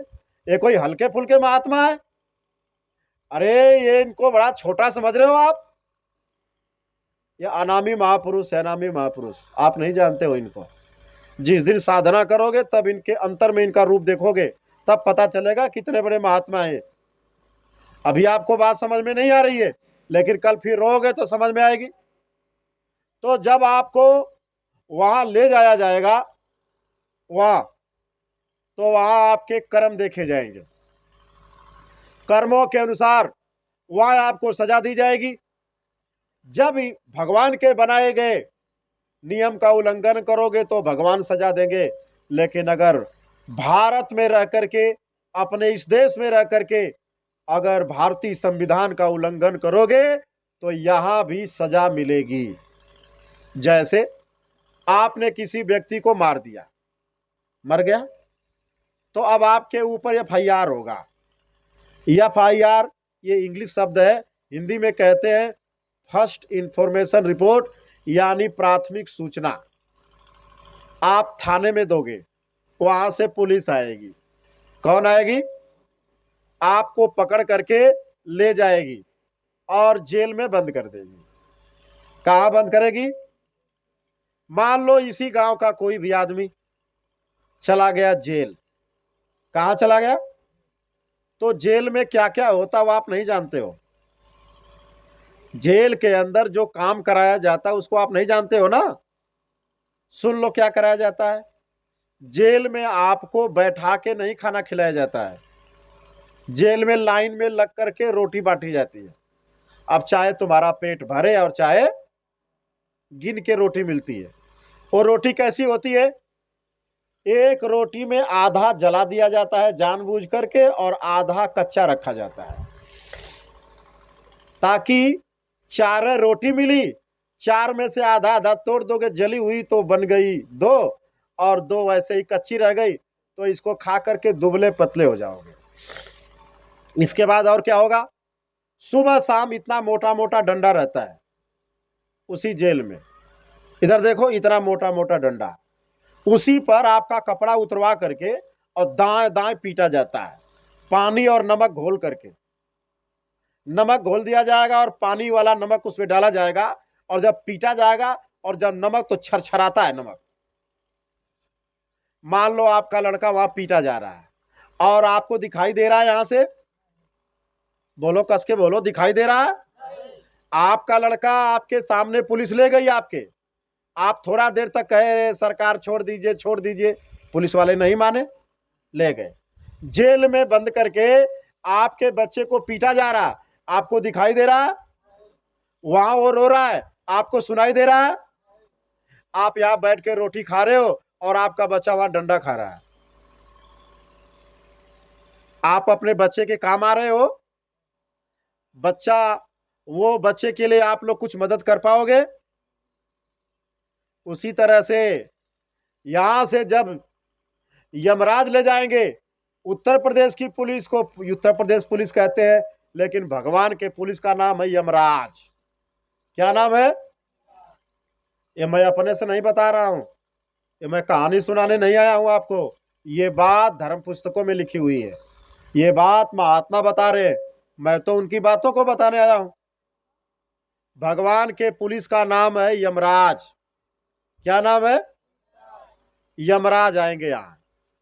तो जब यमराज आएंगे तो किसी को दिखाई नहीं देंगे, इसी गांव में आएंगे। उनकी शरीर इस तरह की शरीर नहीं होती है, जैसे उत्तर प्रदेश पुलिस आती है तो आपकी तरह से कपड़ा पहनी रहती है, बोलो कैसी कपड़ा, उनका कपड़ा अलग होता है। उसी तरह से भगवान की पुलिस आएगी तो इस कपड़े में नहीं आएगी, इस शरीर में नहीं आएगी, उनका शरीर दूसरे तरह का होता है। तो ये तो बताया नहीं जा सकता है, ये तो आप देखोगे तब आपको पता चलेगा, लेकिन हम आपको थोड़ा सा प्रयास करते हैं समझाने का कि कैसा उनकी शरीर होती है। तो जेठ महीने में, जेठ, जेठ का महीना जानते हो कि अंग्रेजी जानते हो? अरे हिंदी में जेठ का महीना जानते हो? गर्मी पड़ती है खूब, लू चलती है खूब, तो जेठ के महीने में यही खड़ा होकर देखना, तो ऐसे लिप लिप लिप लिप ऐसे सिवान में दिखाई देगा, ऐसे दिखाई देता है। अच्छा नहीं देखे हो तो बाद में देख लेना, अब की बार जब गर्मी आएगी तो ध्यान से देखना, तो ऐसे ऐसे दिखाई देता है। तो आप आर पार देखोगे लेकिन कुछ ऐसे ऐसे हिलता हुआ नजर आएगा, तो ये तो आप देख ले रहे हो, इससे भी सूक्ष्म शरीर होती है उनकी और पारदर्शी होती है। पारदर्शी का मतलब आर पार देखने वाला, जैसे शीशा होता है, शीशा नहीं दर्पण, पीछे कलई ना पोतो और जैसे चश्मा लगा लो तो शीशा होता है ना, तो आर पार दिख रहा है कि नहीं दिख रहा है, उसी तरह से उनकी शरीर होती है। वो यहीं बैठे होंगे, आप नहीं देख पाएंगे, उसको देखने के लिए यहाँ की आंख की जरूरत पड़ती है। जो आंख शंकर भगवान के पास है वही आपके पास भी है, लेकिन उनकी खुली है, आपकी बंद है। अब ये मिल जाएंगे तो रास्ता बता देंगे और ये खुल जाएगा तो आपको मिल जाएगा, तो यही रास्ता वो खोल देंगे, ये और रास्ता बता देंगे, वो साधना बता देंगे, खुल जाएगा, तो आप देख सकते हो, लेकिन इस तरह से आप नहीं देख सकते हो। इसी गांव में आएंगे और आपको निकाब पकड़ के ले जाएंगे, अइह सिपहिया तू खबरो ना पैबा, और गिरिह नयनवा से पानी भजन बिना। केवल रोएंगे, अब केवल आंख से पानी गिरेगा, जबान बंद हो जाएगी। जब पहले सिपाही आते हैं सबसे पहले गला पे चढ़ जाते हैं, यहां से बंद हो जाता है गला, अब आवाज नहीं निकलेगी, कान से सुनाई देना बंद हो जाता है, आंख से दिखाई देना बंद हो जाता है, खून पानी हो जाता है। तो सिपाही इधर से मारते हैं, जब आपको मकान से निकालेंगे आप निकलोगे नहीं तो मारेंगे सब, तो इधर से पहले मारना शुरू करते हैं, इधर से पैर की तरफ से, इधर से खींचेंगे प्राण को। तो जब कोई आदमी मरने लगता है तो लोग उसका पैर छूते हैं, पहले पैर छूते हो ना, क्या क्या लगाते हो पता, कि पैर ठंडा हो रहा है कि, अगर पैर गर्म है तो इसका मतलब ये मौत नहीं आ रही है। और जब पैर ठंडा होने लगता है, एकदम पाला होने लगेगा, एकदम ठंडा होने लगेगा, तो वहां तक खींच रहे हैं, सब मार रहे हैं। अब खींचेंगे सब, नीचे से ठंडा होना शुरू करता है, और आते आते आते आते ये देखो, इधर से चाहे मुंह से, चाहे कान से, चाहे आंख से, चाहे कान से निकाल लेंगे, चले जाएंगे। आप वहां रहोगे, देख नहीं पाओगे। जो मर रहा है उसको तो सब पता चलेगा, तो रो रहा है, चिल्ला रहा, तड़प रहा है, लेकिन अब यह है कि गला बंद है तो बता नहीं सकता, बता नहीं पाएगा, केवल रोएगा। तो जब वहां ले जाएंगे धर्मराज के कचहरी में, वहां उसका हिसाब हो जाएगा। अरे भाई, इसने तो जिंदगी भर मुर्गा खाया, मछली खाया, और इसने सुअर खाया, पड़वा खाया, इस माँ बहन को मारा, और ये चोरी किया, बेईमानी की, और हत्या किया, अपराध किया, और सब वहां करके जाओगे तो वहां तो वही दिखाई देगा सब। तो बताओ, वहां ये घर वाले आपकी मदद करने जाएंगे? जब सोनभद्र के जेल में ये मदद नहीं कर पाते हैं तो उसके जेल में मदद कर देंगे। जब यहाँ की पुलिस मारेगी तो आप नहीं छुड़ा पाओगे अपने बच्चे को, तो वहां की पुलिस मारेगी तो छुड़ा लोगे? बहुत मारेंगे सब, मार मार के आपके कर्मों की सजा, नरक बनाए नरक, उसी नरक में डाल देंगे। और ये गांव वाले क्या करेंगे, पीपल के पेड़ के पास पानी देंगे। पानी क्यों दिया जाता है पता है? जब कोई आदमी मर जाता है तो पीपल के पास पानी क्यों देते हैं लोग, नहीं पता? आप लोग देते हो कि नहीं? 4-5 दिन नहाते हो कि नहीं? अच्छा, 9 दिन नहाते हो, क्यों? पवित्र होने के लिए? तो क्या दूषित हो गए हो क्या? आए प्रेमी भाई बहन, ये सब क्रियाक्रम जो बाहर कर रहे हो, इससे जो मर गया उसका कोई लाभ होने वाला, क्या लाभ होगा? अब मान लीजिए आपका लड़का वहां पीटा जा रहा है जेल में, तो यहां करके क्या करोगे? अब जो कर्म करना था, आज आपको समझाया जा रहा है, आज आप आकर के इनसे माफी मांग सकते हो, अपने कर्म को धुला सकते हो। मरने के बाद क्या होगा? मरने के बाद तो आपका हिसाब कर दिया जाएगा, और फिर वहां आपको मारेंगे सर, यमदूत यानी सिपाही भगवान के मारेंगे। अब वहां आप चिल्लाओगे, करोड़ों करोड़ों किलोमीटर मील आपकी आवाज जाएगी, लेकिन वहां कोई छुड़ाने वाला नहीं रहेगा। और उसी समय पर आपके तेरही में अगर आपके बाल बच्चे, नाती पोता अगर बर्फी पेड़ा खाएंगे, और वहां से आप देखेंगे, तो आपको गुस्सा आएगा कि नहीं आएगा? आएगा ना, कि नहीं आएगा? आप समझो, आप इस बात को। तो आज क्यों नहीं ये काम कर ले रहे हो? जीते जी किसी महापुरुष से मिलकर के इस बात का ज्ञान क्यों नहीं ले रहे हो? क्यों नहीं देख ले रहे हो? क्यों नहीं साधना कर ले रहे हो? जब यहाँ रहना ही नहीं है तो जहां रहना है वहां का कम से कम घर तो जान लो। यहाँ कितने दिन रहना है? अरे बहुत लोग तो अब बाल पक गए, तो अब कितने दिन रहोगे? बहुत लोगों के दाढ़ बाढ़ ही पक गए, तो अब 10-20 बरस और 50 बरस, और अब इससे ज्यादा क्या जाओगे? 60-70 बरस, 60-70 बरस, 80 बरस में 40 बरस की उम्र हो गई, 40 से और बची है। अब क्या करोगे? जब 40 बरस में आपको कोई ज्ञान नहीं हुआ, तो कम से कम अब तो चले चलो, अब तो कम से कम इनसे मिल लो, और कम से कम अब तो कम से कम चेत कर लो कि चलो भाई अब चले चले। तो प्रेमी भाई बहनों, वहां आपको ले जाया जाएगा तो नरकों में डाल दिया जाएगा।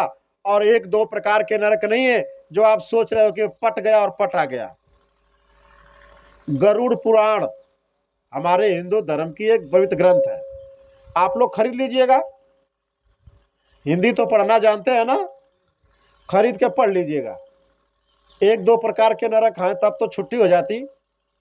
उसमें लिखा गया है नरक अनेकन एक है, कहलक करूं बखान। एक दो प्रकार के नरक नहीं है। दुख भुगते यह जीव जागे जो भोग समान। यह जीव जाकर के खोटे कर्मों की सजा दी जाती है। यही जीव जो आप यहां बैठे हो, इन्हीं जीवों को ले जाकर के नरकों में सजा दी जाती है।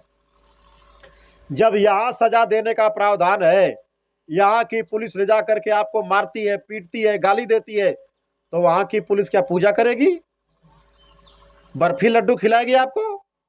जब यहाँ की पुलिस लात खिलाती है, डंडा मारती है, गाली देती है, तो वहां की पुलिस क्या करेगी? बहुत दिनों तक मारे जाओगे नरकों में। वहां से जब निकाला जाएगा तो फिर 84 में डाल दिया जाएगा। 84 में यहाँ मुर्गी खाए हो, बत्तख खाए हो तो मुर्गी बत्तख बनना पड़ेगा, बकरी खाए हो तो बकरी बनना पड़ेगा, और तुमने बकरी को काटा है तो तुम्हारी भी गर्दन काटी जाएगी। क्यों? क्योंकि यहाँ का नियम है कि जो करोगे वही मिलेगा। बकरी काटोगे तो बकरी मिलेगा, बकरी काटोगे तो बकरी का ही जन्म मिलेगा, सुअर काटोगे सुअर का जन्म मिलेगा। तुमने सुअर बकरी काटा, तुमको काटा जाएगा। क्योंकि अगर आप चना बोए हो तो चना ही मिलेगा, तुमने बकरी काटा तो इसका फल तुम्हें मिलेगा। अगर तुमने किसी आदमी की हत्या की है तो तुमको भी सजा मिलेगी, मिलेगी। यही का नियम है, वहां का तो छोड़ दो अभी। इसलिए प्रेमी भाई बहन, हमारे गुरु महाराज हाथ जोड़ के आप लोगों से समझा रहे हैं, कह रहे हैं कि मान जाओ आप लोग बात को, ये सब गंदा खाना बंद कर दो। आपको खाने के लिए देखो ये तमाम फल फूल, तमाम मोटे महीन अनाज, कपड़े भी मिल ही रहे हैं पहनने को, अनाज खाने को मिल ही रहा है। इसी पहाड़ में देखो कितना बढ़िया धान लगा है, कितना बढ़िया गेहूं लगा है, फर्स्ट क्लास का पानी। हमने तो कभी देखा ही नहीं कि पहाड़ में इतने फुट पर पानी होगा। चले जाओ मैदानी भाग में तो 100-100 फीट पर पानी है, या ऊपर है पानी है। मैं गया था वहीं नहाने, एकदम ऊपर है पानी, ऐसे निकाल के पी लो, नहा लो, ये बगले में है। अब भगवान ने आपको इस पहाड़ में पानी दे दिया और अन्न दे दिया, और फिर भी मुर्गा मछली खाओगे तो मारे जाओगे कि नहीं मारे जाओगे? काटे जाओगे कि नहीं काटे जाओगे? तो आपको समझना चाहिए बात। क्यों गंदा खाना खाते हो? क्यों इन पशुओं की हत्या करते हो? जब आपको चना मिल रहा है और सरसों और ये धान और गेहूं और मक्का और बाजरा ये सब खेत में हो रहा, और पानी भी है, आराम से पियो, भैंस पाल ले रहे हो, आराम से जंगल में चर रही है, तुम्हें कुछ करना भी नहीं है। कौन सा पार उठा रहे हो? भैंस को खोल दिया, जाके घास चर ली, तुम्हें दूध दे रही है, पी के आराम से रहो। क्यों मार रहे हो? क्यों काट रहे हो दूसरों को? काटोगे तो काटे जाओगे, मारोगे मारे जाओगे। जैसा कर्म करोगे वैसा ही आपको फल। इसलिए ये गंदे कर्म करना बंद कर दो, अच्छा कर्म करो। आप खेती करो, दुकान करो, दफ्तर करो, पढ़ाई लिखाई करो, सब काम करो, मेहनत ईमानदारी के साथ, शाकाहारी रहना। और इसी में बाबा जी आपको बता देंगे कि भगवान कैसे मिलेगा। तो आपको जंगल में, आप तो रह ही रहे हो, तो आपको और कहीं जाना नहीं है, इसी मनुष्य मंदिर में बैठ करके और भजन करने का सबसे अच्छा जगह तो यही है। रात में यहाँ शांति हो जाती है, कोई बस गाड़ी चल नहीं रही है, ट्रेन यहाँ भोंपो भोंपो कर नहीं रही है, तो आराम से बैठ के भजन करो। भजन करने के लिए ये गांव बड़ा अच्छा है, शांति हो जाती है आराम से, कोई शोरगुल हो नहीं रहा। और शहर में रहोगे तो दिन भर ट्रेन चलेगी, बस चलेगी, कोई डीजे बजाएगा, कोई गाना बजाएगा, क्या पूजा करोगे? पूजा करने के लिए यही गांव बढ़िया है। और किसी से कोई मतलब है नहीं, चुपचाप देखो, दूर दूर घर है, किसी का घर किसी में मतलब टच में है नहीं कि किसी का पानी किसी में जा रहा हो, तो झगड़ा भी नहीं है। अब आराम से बैठ करके चुपचाप दिन भर खेती करो, दुकान करो, दफ्तर करो, भैंस चराओ, शाम को बांध दो और बैठ करके माला लेके भजन करो चुपचाप। रात में चुपचाप अंदर ही अंदर करते रहो। भोर में कर लो 4 बजे जग करके, 3 बजे जग जाओ, 4 बजे जग जाओ, अंदर ये अंदर, अंदर ये अंदर, अंदर ये बैठ के करो। रात को कर लो, भोर में कर लो, दिन भर काम करो। जब दिन में काम करोगे और रात को पूजा करोगे, कोई बोलेगा? अरे कोई बोलेगा? कोई काम का हर्जा होगा? जैसे दुनिया काम करो वैसे आप भी करो। दिन में काम करो, सारा रात को पूजा करो। अरे दिन में काम करो, और दिन में तो आपसे नहीं कहा जा रहा कि दिन में पूजा करो। अगर दिन में पूजा करोगे तो पेट पूजा कैसे होगी? ये भी तो जरूरी है। तो जब ये जरूरी है तो काम भी जरूरी है, तो काम करो आप, मना थोड़ो किया जा रहा है। रात में पूजा करो, रात में कब करो? रात। दिन में काम करो, पढ़ाई करो, लिखाई करो, खेती करो, दुकान करो, दफ्तर करो, दिन भर काम करो, लेकिन रात को बैठ के पूजा करो। बता देंगे।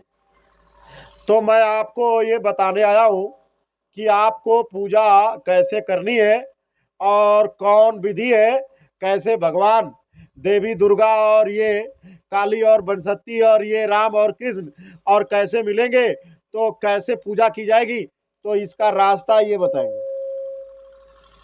उधर देखो जरा, उधर इन्होंने ही भेजा है हमको, तो मैं उनको बताने आया आपको हूं कि महाराज जी ने आप लोगों को बुलाया। महाराज जी ने आप लोगों को बुलाया है आप लोगों को महाराज जी ने। कहा? मैं बता रहा हूं, मथुरा बुलाए हैं। कहां बुलाए हैं? मथुरा तो बहुत दूर है,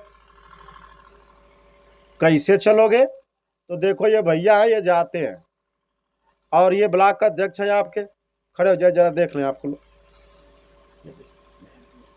ये ब्लॉक, आपके ब्लॉक के ये जिम्मेदार है, बैठ जाइए।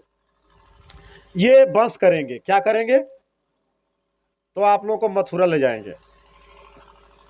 कृष्ण भगवान जहां गाय चराते थे वहीं पर आश्रम बना हुआ है।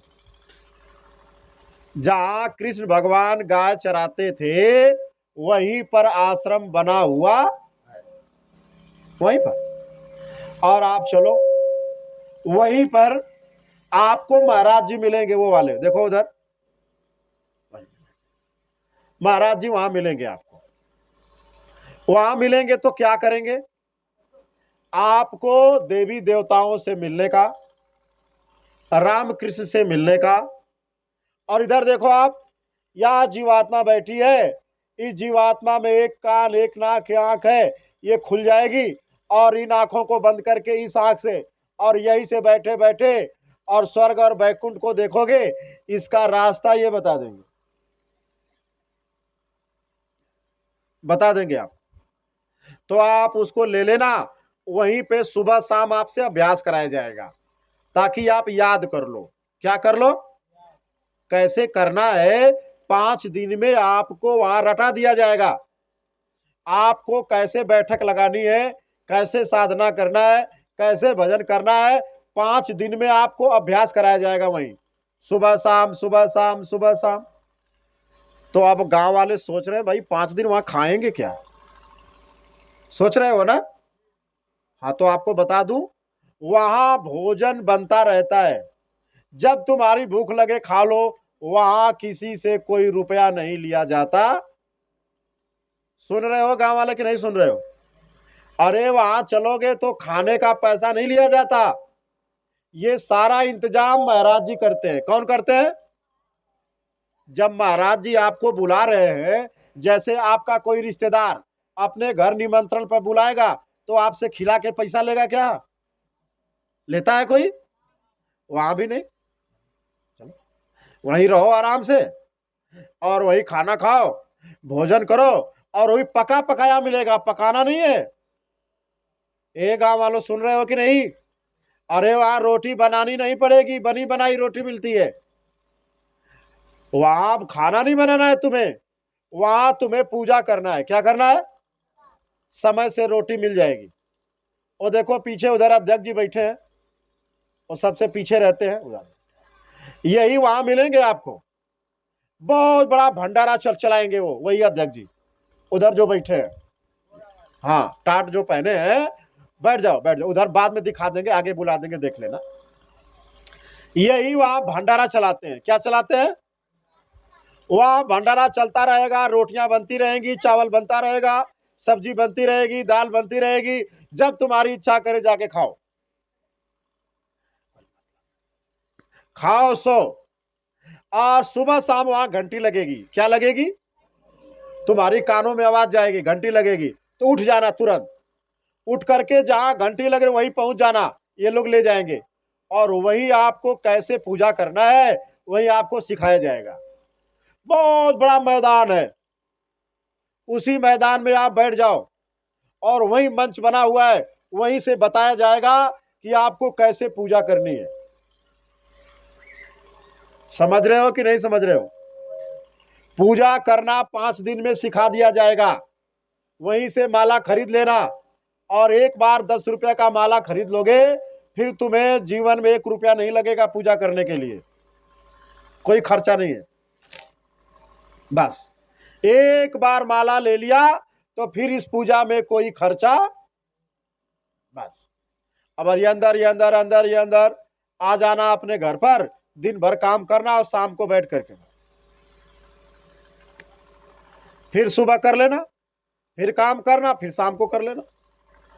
पूरे दिन और रात मिला के 24 घंटा होता है। कितना घंटा?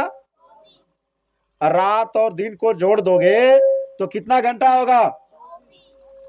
तो हमारे महाराज जी आपको बताएंगे कि आप 22 घंटा तो काम करना दुनिया का, और 2 घंटा पूजा, 1 घंटा सुबह और 1 घंटा। पूरे 24 घंटे में से 2 घंटा पूजा करना है और 22 घंटा काम करना है। तो ठीक है कि नहीं है?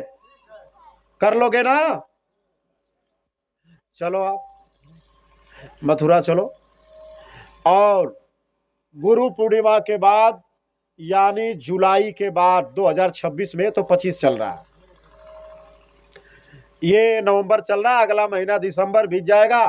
तो जब जनवरी लगेगी तो जनवरी, फरवरी, मार्च, अप्रैल, मई, जून जब बीत जाएगा तो जुलाई महीने के बाद महाराज जी जिनकी फोटो लगी है यही इसी गांव में आएंगे। इधर ही बगल में कार्यक्रम होगा, कोदई पार, कोदई, कोदई में आएंगे। और ये जो भैया जो यहाँ सत्संग करवा रहे हैं, ये कह रहे हैं कि हम महाराज जी को लोट पोट के अपने घर लाएंगे। तो जब इधर से जाएंगे उनके घर में, तो अगर आप लोग भी तैयार हो जाओगे तो ये भगवान तो आपके भी घर जा सकते हैं। लेकिन पहले बनो आप, पहले बनो आप वैसा शाकाहारी तो बन जाओ, कम से कम घर को शुद्ध तो रखो। घर में आप मुर्गा मछली मत लाओ, शाकाहारी हो जाओ, भगवान का भजन करो। शराब मत पियो, आप छोड़ दो, गंदा चीज है। तो आप लोग अभी से शाकाहारी बन जाओ और चले चलो मथुरा, बल्कि और मथुरा चल के उसी मंदिर में, ये जो मंदिर नीचे है उसी में संकल्प बना लो कि हे मंदिर के देवता, आज से कोई हम गलत काम नहीं करेंगे और हमको भी भगवान से मिलना है, और मिलने का रास्ता बता दो। बता देंगे, आप मिल जाएगा और लेके घर चले आना। कोई आपको वहां रोकेगा नहीं, आप फिर 5 दिन बाद घर चले आना। जब घर आ जाना तो इसी गांव में बैठ करके आराम से अपने बच्चों के साथ, पत्नी के साथ और अपने सब परिवार वालों के साथ घुल मिल के रहना प्रेम से। किसी को मारना मत, किसी को डांटना मत, आराम से प्रेम से काम करो, खुशी खुशी घर में रहो और शाम को बैठ के पूजा करो। पत्नी भी करेगी, पति भी करेगा, बहू भी करेगी, बेटा भी करेगा, और नाती भी करेगा, पोता भी करेगा। बहुत आसान, सब कर सकते हैं। 5 वर्ष के लड़के से लेकर 80 वर्ष का बुढ़ा भी कर सकता है। आसान, सरल है। तो आप सभी लोगों से हम ये प्रार्थना करेंगे कि प्रेमी भाई बहनों, आप सब लोग तैयार हो जाओ चलने के लिए। जब वहां से चल करके आओगे और यहाँ बैठ के करोगे 8-9 महीने, तब तक कुछ तो अंदर अंदर अनुभव हो जाएगा। और जब महाराज जी आएंगे तब तो आप जान जाओगे कि ये कौन है, तब आपको बताने की जरूरत नहीं। जान जाओगे ये कौन है, और तब अपने घरों में बुलाना जाएंगे। इस घर में भी जाएंगे, उस घर में भी जाएंगे, वहां भी जाएंगे, वहां भी जाएंगे सब। कम से कम आप जो है सेवरी की तरह से घर की लिपाई तो शुरू कर दो। सेवरी की तरह से घर को सजाओ, सेवरी की तरह से भक्ति करो, तब तो भगवान आएंगे। और नहीं करोगे तो प्रेमी भाई बहनों भगवान कैसे आएंगे? क्योंकि भगवान गंदे जगह पे नहीं आते हैं। आते हैं? अरे भगवान गंदे जगह आएंगे। भगवान कैसे जगह आएंगे? साफ सुथरा जगह। तो साफ करो, साफ करो इस शरीर को, इसमें गंदा मत डालो, गंदी चीजें मत डालो आप इसमें, साफ रखो, साफ सुथरा रखो तो आएंगे मालिक। आने वाले हैं, उन्होंने कहा है मैं आऊंगा, तो जरा तुम बता दो। तो हम आपको बताने आ गए। क्या करने आए हैं? तो आपको बता दिया कि नहीं बता दिया? आप लोग सुन लिए कि नहीं सुन लिए? आने वाले। तो आप लोग तैयारी करो। और जिन लोगों का भाव जग गया है कि नहीं भाई हम मथुरा भी चलेंगे, अभी तो 9-10 महीने बाद आएंगे, तब तक हम मथुरा घूम के आ जाएं, माला वाला करने लग जाए, तो आपको मथुरा का भी निमंत्रण दिया जा रहा है। मथुरा चलो। तो आपको तैयारी क्या करना है, कैसे चलना है मथुरा? तो यहाँ से 26 तारीख को बस जाएगी, 27 को, 27 को जाएगी बस शाम को। तो आप सभी लोग तैयारी बना लीजिए इसी महीने में, तब तक आपका धान और कट जाएगा। काट लो जल्दी जल्दी, धान और काट के रख लो घर में, और फिर इसके बाद चल देना बस में। तो देखो प्रेमी भाई बहन, बस तो यही करेंगे बेचारे, यही करेंगे। आप ही की तरह से बेचारे ये भी काश्तकार हैं, आप ही की तरह से हैं, छोटा मोटा खेती होती करते हैं अपना। तो बस तो इनके घर की है नहीं कि है? नहीं है, इनके घर में बस नहीं है। तो ये बस करेंगे किसी से तो पैसा मांगेगा ना, मांगेगा कि नहीं मांगेगा? तो आप लोग उसका भाड़ा दे देना। ये बेचारे कहाँ से लाएंगे? भाड़ा दे देना आप। इसके बाद वहां तो कुछ लगना ही नहीं। अरे वहां तो खाना रहना सब वो तो महाराज जी का है, लेकिन भाई महाराज जी की बस तो है नहीं, तो बस वाला किराया मांगेगा। तो आप लोग किराया का इंतजाम कर लेना। तो अभी सत्संग जब समाप्त होगा तो आप लोग अपना नाम लिखा देना, नाम पता ये लिख लेंगे, तो आपका सीट बुक कर देंगे। समझ रहे हैं ना? सीट बुक कर देंगे। तो जब सीट बुक कर देंगे तो आप लोग चले चलिएगा। तो प्रेमी भाई बहन, मैं ये चाहता हूं कि आप लोग चलो घूम आओ। अरे भाई अपनी आंखों से मथुरा देखाओ कम से कम।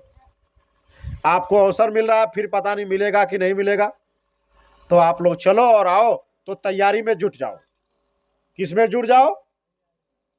अब तैयारी करना, तो जब आएंगे मालिक तो आएंगे, फिर क्या मालिक ही आएंगे तब क्या? अब इससे बड़ी खुशी क्या हो सकती? तो प्रेमी भाई बहनों, इसी के साथ मथुरा का निमंत्रण है कि आपको 28 नवंबर से 2 दिसंबर तक ये आपको मथुरा का निमंत्रण दिया जा रहा है। तो आप सभी लोग इस निमंत्रण को याद करिएगा। प्रेमी भाई बहनों, इसी के साथ मैं अपने वाणी पर विराम दे रहा हूं। हमसे कहने में और आपके सुनने में अगर कुछ हमसे त्रुटि हुई हो तो अपना भाई समझ के क्षमा करना। बाकी मालिक ने जो संदेशा भेजा है उस संदेशा को आपको सुना दिया गया। देखो अभी पहली बार था तो आपको थोड़ा सा सुनाया गया है, फिर धीरे धीरे जब मालिक भेजेंगे तो थोड़ा ज़्यादा सुनाया जाएगा। अगर आज यही चहट के सुना दिया जाए तो फिर भाग जाओगे, यहाँ आपको काम भी है। तो अभी थोड़ा काम आपके खेतों में है, इसलिए थोड़ा सा ही सुनाया गया है कि भाई ये काम तब तक कर लो, और खाली समय में जब आप कभी होगा तो चर्चा चलेगी 2-3 घंटा। तो प्रेमी भाई बहन, मैं एक प्रार्थना बोलूँगा, आप सभी लोग प्रार्थना को दोहराइएगा। इसी प्रार्थना के बाद आरती होगी। आरती के बाद देखो प्रसाद ये मालिक का रखा है, और भैया जी भी प्रसाद उधर बनवाए, भोला भैया उधर बनवाए। अरे भाई शंभू और भोला जी में क्या अंतर है? चाहे शंभू जी बनवाए चाहे भोला जी, तो हम तो भोला जी का मानते। तो भोला जी ने उधर प्रसाद बनवाया है। और ये मथुरा भी चलेंगे अब की बार, मथुरा अब की बार चलेंगे ये। तो आप लोग वहाँ से प्रसाद यहाँ आ जाएगा, और प्रसाद लेकर के खा करके तब घर जाइएगा, भगिएगा मत। प्रसाद वहां से आ जाएगा, प्रसाद ले लीजिएगा तब घर को जाइएगा। बोलिए जय गुरुदेव, जय गुरुदेव। मैं एक प्रार्थना बोलूंगा तो आप लोग दोहराना और तेज आवाज में बोलना, क्योंकि सब लोग तो दोहरा पाएंगे नहीं, तो जो लोग जानते हैं वो तेज आवाज में बोलना। बोलो जय गुरुदेव,